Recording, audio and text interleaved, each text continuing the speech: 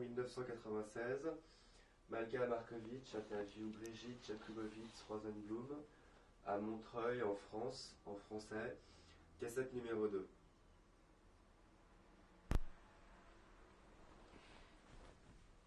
Qu'est-ce que ça représentait pour vous tout d'un coup de retrouver une famille, vous qui croyez être la dernière survivante? Alors je vais vous dire ce que ça a représenté. Pendant toute ma vie, jusqu'à 21 ans, je n'étais pas malheureuse, j'ai eu tout ce qu'il faut, mais il me manquait quelque chose et je ne savais pas quoi. Et quand j'ai connu des juifs, c'est-à-dire ça, j'en ai connu donc à l'époque où j'ai retrouvé ma sœur, mes deux sœurs, etc. Et là, je me suis dit, ben voilà, ce qu'il me manquait, c'était mon peuple, c'est mon peuple, et je fais partie de ce peuple-là. Et j'ai senti que c'était ça y était, j'avais trouvé ce qui n'allait pas, quoi, ou ce qui manquait. Je ne sais pas comment on peut exprimer ça, mais c'est vrai que... Il faut dire aussi que, comme mes parents ne m'avaient jamais menti, il y avait toujours quelque chose que j'avais recherché, Comment ont-ils réagi, vos parents nourriciers, lorsque vous leur avez dit, si vous leur avez dit que vous aviez retrouvé des membres de votre famille? Ben, ils n'ont jamais été contre, hein. Ils n'ont jamais été contre. Ils l'ont su à ce moment-là. Mais enfin, j'avais quand même presque 21 ans déjà, hein, quand j'ai retrouvé mes sœurs. Est-ce que ça a changé quelque chose dans votre vie, bien entendu votre vie affective, mais dans des choix que vous aviez fait dans votre vie, de retrouver comme ça? Ça a tout changé. Qu'est-ce que ça a changé? Ça a tout changé. Pas du point de vue de ma famille nourricière, puisque je suis toujours en contact avec ma tante Thérèse et avec ma sœur Marie-Ange. Je vais d'ailleurs la rejoindre là le 30 juin. Mais ça a tout changé du point de vue personnel. Parce que quand j'ai eu des nouvelles de mon oncle, il est venu me voir et ensuite je suis partie le rejoindre à Metz, mais pour rejoindre ce qui me restait de famille en somme, c'était pour rejoindre mon oncle. Je l'ai donc trouvé chez son oncle et sa tante, où la lettre avait atterri. Et moi, j'ai pris une place de bonne chez des instituteurs. Et à partir de ce moment-là, sa tante a commencé à dire « Mais pourquoi vous ne vous mariez pas? Pourquoi vous ne vous marieriez pas ?» hein? Et l'idée a germé comme ça, et je dois dire que je me suis laissée aller dans le courant, et donc on s'est mariés à Metz. Donc vous avez laissé le petit jeune homme... Voilà, tout a changé parce que sur un coup de tête, j'ai tout quitté sur un coup de tête. J'étais jeune, j'avais trouvé quelque chose que je cherchais depuis tout le temps. Et bon, je ne suis pas partie dans l'intention de me marier, mais je suis partie dans l'intention de retrouver ma famille. Et ça s'est fait comme ça, pour ainsi dire, spontanément. J'ai suivi le courant et je me suis mariée à Metz. Et de Metz, nous sommes montés à Paris. Et donc à Paris, on s'est installé du mieux qu'on pouvait, parce que c'était en 58, l'époque où on avait beaucoup de mal de trouver un logement. On a trouvé un petit logement en attendant, et puis on a eu notre fille Muriel, et on est resté mariés pendant 18 ans. Qu'est-ce que vous avez raconté à votre fille de votre histoire? Qu'est-ce que... Ben, ma fille, alors avec ma fille, on n'a pas tellement de contact. Je parle de contact affectif et profond. Parce que de ce qui nous était arrivé, je me suis battue jusqu'à ce qu'elle entre dans un mouvement de jeunesse. Donc elle est entrée au mouvement de jeunesse qui s'appelait le DROR à 12 ans. Elle est rentrée par un copain de lycée. Donc elle est entrée dans ce mouvement de jeunesse qu'elle n'a jamais quitté, qu'elle a dirigé à Lille et à Bruxelles, et jusqu'à ce qu'elle fasse son alia. Elle est partie en Israël. Et dès qu'elle est partie en Israël, j'ai fait le passe-passe sans arrêt, pour qu'elle s'adapte, pour l'aider à s'installer, en fait, psychologiquement, je voulais qu'elle s'installe. Puisque maintenant, je me dis, si je ne l'avais pas tellement aidée, elle ne serait pas restée. Hein? Donc elle s'est installée, elle a repris des études, elle a passé son bac en hébreu, et puis elle s'est mariée. Elle s'est mariée et elle a eu un enfant, 2 enfants, 3 enfants. Et maintenant elle habite à Tibériade, où ils sont bien installés, quoi. Ils sont propriétaires d'un appartement. Et voilà, quoi. Alors j'ai fait le passe-passe sans arrêt, jusqu'à l'année dernière, où j'ai été chercher mes petits-enfants pendant 3 années de suite. Je suis allée les chercher pour les ramener ici. Cette année, je n'y vais pas parce que je me sens un peu fatiguée. Et j'ai demandé à mon gendre qu'il les mette dans l'avion. Et je pense qu'il est d'accord. Vos petits-enfants parlent français? Ils parlent le français parce que j'ai toujours été auprès de là-bas où je les ai fait venir ici. Donc, ensuite, à Tibériade, il y a beaucoup de... Pas tellement de français, mais d'expressions françaises. On parle beaucoup le français à Tibériade. Donc, ils sont entre les deux, quoi. Ses grands-parents sont venus de Tunisie quand ils étaient tout petits. Et les arrière-grands-parents, les parents, parlent aussi le français. Donc,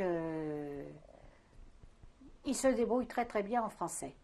Est-ce que parallèlement au fait que vous ayez retrouvé votre famille, que vous ayez aussi engagé votre fille dans quelque chose de très juif, qui va jusqu'à aller en Israël, est-ce que vous-même vous avez retrouvé des choses, des traditions, Ben oui, la langue à partir de là, j'ai tout appris parce que même encore aujourd'hui, j'écoute l'émission religieuse, je lis beaucoup de livres, je regarde beaucoup d'émissions historiques. Et au fil du temps, j'ai appris beaucoup de choses sur les fêtes juives. J'ai un livre qui explique toutes les fêtes juives que je relis à chaque fête. Enfin, et puis je me suis toujours sentie surtout une affinité spontanée quand j'ai connu, quand j'ai retrouvé des juifs, quoi. Et au fil du temps, je me sens bien dans cette ambiance, mais je sais aussi me retrouver dans mon ambiance d'enfance et je sais aussi m'adapter par respect, si vous voulez, à n'importe quelle situation, ce qui est normal.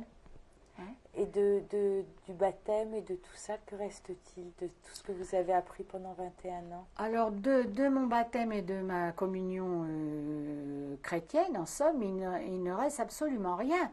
Parce que, bon, le baptême, il ne m'a pas tellement marqué. La communion ne m'a pas marqué du tout. J'ai vécu ça comme un rêve, quoi. Ça ne m'a pas du tout impressionné ni marqué, comme le cardinal Lustiger, par exemple. Hein. Mais moi, non. Ça a été un passage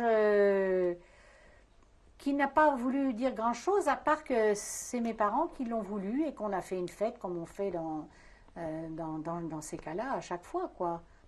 Mes parents avaient tué un animal, me souviens, on a mangé dehors, c'était très...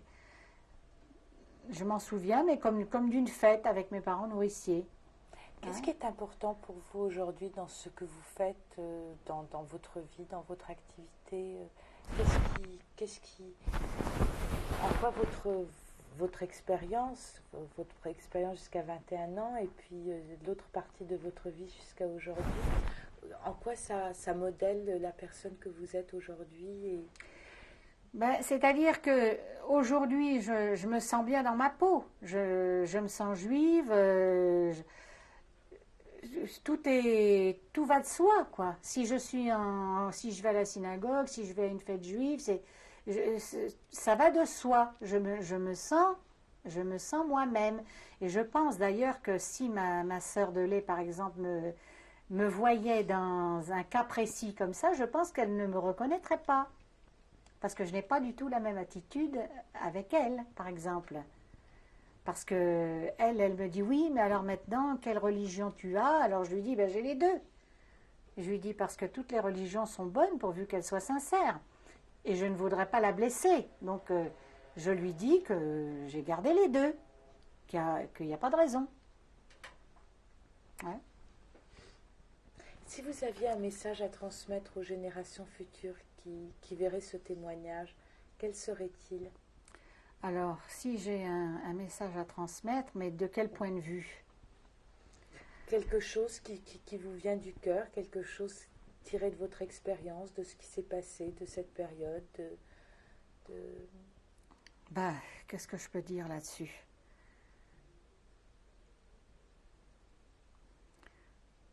Qu'est-ce que je peux dire parce que moi, je n'ai pas vraiment souffert de la guerre, à part que j'ai été séparée de ma famille. Tout ce que je peux dire, c'est qu'on a des affinités et qu'on ne peut pas on ne peut pas y renoncer. On ne peut pas les éliminer. Et puis, il y a des tas de choses qui sont... C'est ancré en soi. Je pense qu'on ne doit pas lutter contre. On doit aller dans le courant de ce qui est notre personnalité, notre peuple, notre passé, notre avenir. Je ne sais pas comment vous exprimez ça plus précisément. Je pense que, en ce qui me concerne, c'est ça. Je ne peux pas lutter contre... Parce que ma sœur, par exemple, ma deuxième sœur, quand elle nous a connus, on l'a dérangée. Elle n'a pas eu du tout la même réaction que moi. Hein? D'ailleurs, aujourd'hui, elle s'est retirée à Strasbourg. Même ses enfants n'ont pas son adresse. Elles ne savent pas où elle est. Pour vous dire que chacun a une réaction différente. Vos sœurs aussi ont eu aussi un parcours où elles ont été coupées de leurs racines pendant longtemps ou... Ben, ma sœur aînée, non, puisqu'elle est restée avec son père, mais je connais très très vaguement sa vie. Quand je l'ai connue, elle avait vécu pendant 1 an et demi au Maroc. Elle s'était d'ailleurs mariée avec un Marocain, donc Monsieur Israël. Et quand je l'ai connue, donc elle était de passage et elle est ensuite partie en Amérique, où elle ne voulait pas rester précisément à l'époque, parce que je suis allée la voir une fois. Et quant à la deuxième, elle a été mariée avec un cousin aussi, un des fils qui avait caché la lettre dans le tiroir. Elle a aussi donc vécu avec lui pendant quelques années, un laps de temps, où elle a eu 2 fils aussi. Et elle a une réaction de rejet, de retrait sur elle-même. On a eu beau essayer de la contacter. Elle a été en contact avec moi pas mal de temps, puisqu'elle a eu le temps de connaître un cousin et de se marier. Et bien, ensuite, elle était assez recroquevillée sur elle-même. Hein? Je vous remercie, madame. Voilà. Les photos, alors là, vous allez vous asseoir. Cette photo date de 1 mois environ avant la déportation. Hein? Alors, la personne au milieu, c'est ma grand-mère. Qui s'appelait comment? Qui s'appelait Esther. Et son nom de famille? Esther Heller. Alors, celle qui est à droite, c'est donc ma mère, qui s'appelait donc Ida. Ida comment? Ida Fizel. Alors, celle qui est à gauche, c'est Rose Heller. Il manque des personnes hein, sur cette photo. Il manque un jeune homme entre ma grand-mère et Rose. Et le plus petit, alors il manque donc Willy, qui n'est pas sur la photo non plus, puisque lui était déjà parti. Hein. Et le plus petit s'appelle Max.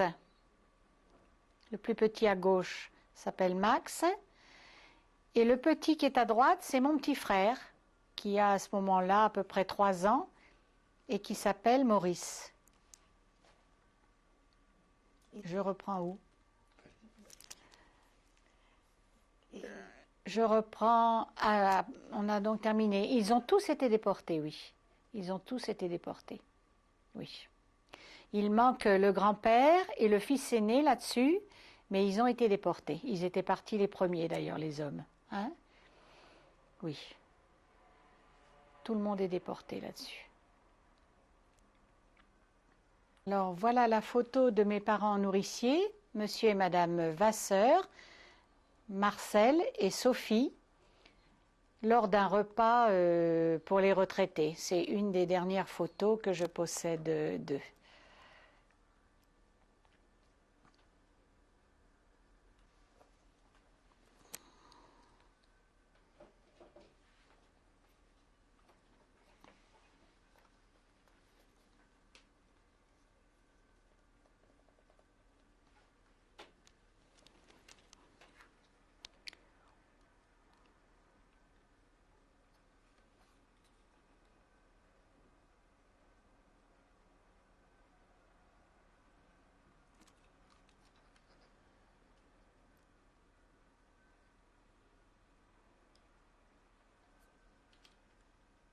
Allez-y.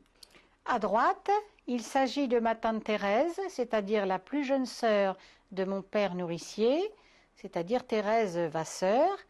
Et à gauche, c'est Madame Jeannet, c'est-à-dire la fille de mes parents nourriciers. Son prénom? Marie-Ange. Alors cette photo a été prise à Capharnaüm, au bord du lac Tibériade. Vous avez donc Monsieur Heller, Willy, qui est le père de ma fille. Vous avez ma fille, Muriel, avec ses 3 enfants, Lior au milieu, Sophie à gauche, qui porte le nom donc de ma mère nourrice, et Aviv, la plus petite, qui est à droite, avec sa maman.